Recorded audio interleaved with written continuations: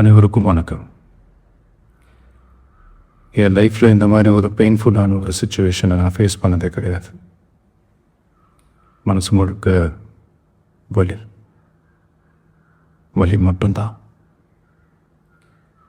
இந்த சுற்றுப்பயணத்தில் என்னென்ன மக்கள் பார்க்க வராங்க, அதுக்கு ஒரே ஒரு காரணம் தான் அவங்க என் மேலே வச்சிருக்கிற அன்பும் பாசமும். அந்த அன்புக்கும் பாசத்துக்கும் நான் எப்போவும் கடமைப்பட்டிருக்கிறேன். அதனால தான் இந்த சுற்றுப்பயணத்தில் மற்ற எல்லா விஷயங்களையும் தாண்டி மக்களுடைய சேஃப்டி அதை எந்த காம்ப்ரமைஸும் பண்ணிடக்கூடாதுன்றதுக்காக தான் அது என் மனசில் ரொம்ப ஆழமாக இருக்கும் இந்த எண்ணம். அதனால தான் இந்த அரசியலுக்காக நாங்கள் எல்லாத்தையும் தவிர்த்துட்டு ஒதுக்கி வச்சுட்டேன். மக்களோட சேஃப்டி மட்டும் மைண்டில் வச்சுக்கிட்டு அதுக்கான இடங்களை சூஸ் பண்ணுறது, அதுக்கான இடங்களை பார்த்து பெர்மிஷன் கேட்கறது, போலீஸ் டிபார்ட்மெண்ட்டில் அதை ரெக்வெஸ்ட் பண்ணி கேட்போம்.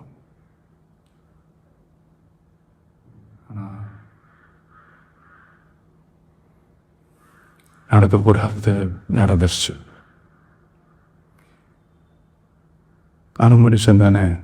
அந்த நேரத்தில் அத்தனை பேர் பாதிக்கப்பட்டு இருக்கும்போது எப்படி அந்த ஊரை விட்டுட்டு என்னால் கிளம்பி வர முடியும்?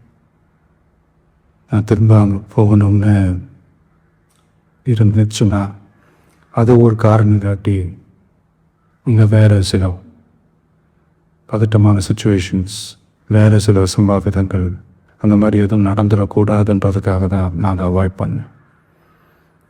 இந்த நேரத்தில் சொந்தங்களை இழந்து தவிக்கிற இத்தனை குடும்பங்களுக்கும் என்னுடைய ஆழ்ந்த இடங்களை தெரிவிச்சுக்கிறேன். எனக்கு தெரியும் என்ன சொன்னாலும் இது இடையாகாதுன்னு எனக்கு தெரியும். ஹாஸ்பிட்டலில் ட்ரீட் பண்ணிட்டு இருக்கிறார். எல்லாருமே சீக்கிரமாக க்யூர் ஆகி வரணுன்றது இந்த நேரத்தில் நான் வேண்டிக்கிறேன். கூடிய சீக்கிரமே எல்லாரையும் நான் சந்திக்கிறேன். இந்த நேரத்தில் எங்களுடைய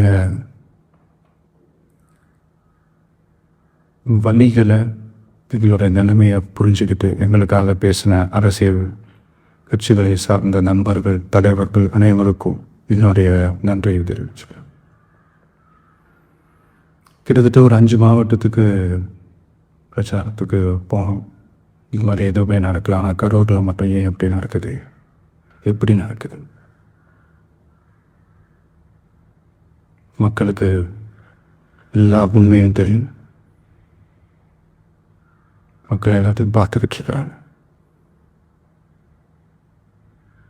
கரூரை சேர்ந்தவங்க மக்கள் அந்த உண்மையெல்லாம் வெளியில் சொல்லும்போது எனக்கு கடவுளே நேரில் வந்து இறங்கி அந்த உண்மையெல்லாம் சொல்கிற மாதிரி எனக்கு தோணுச்சு. சீக்கிரமே எல்லா உண்மைகளும் வெளியிடப்படும்.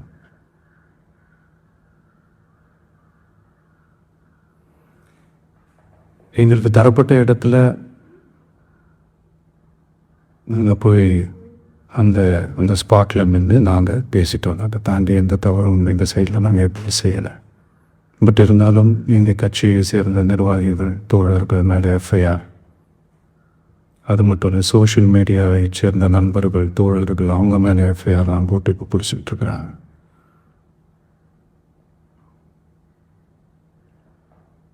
சாரி,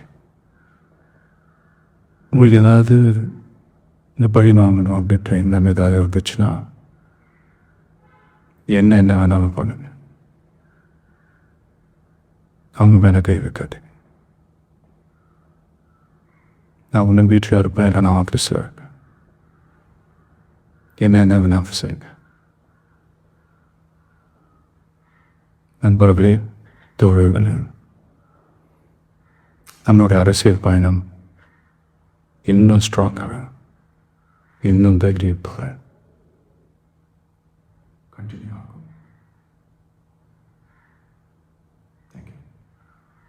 ஊடகம், கார்ப்பரேட், அரசியல்வாதிகளின் கைப்பாவையாக, அடிமைகளாக இருந்தது போதும்.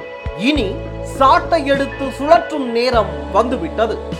ஊடகம் பொதுமக்களாகிய உங்களுக்காக, உங்களாலேயே இயக்கப்பட வேண்டும்.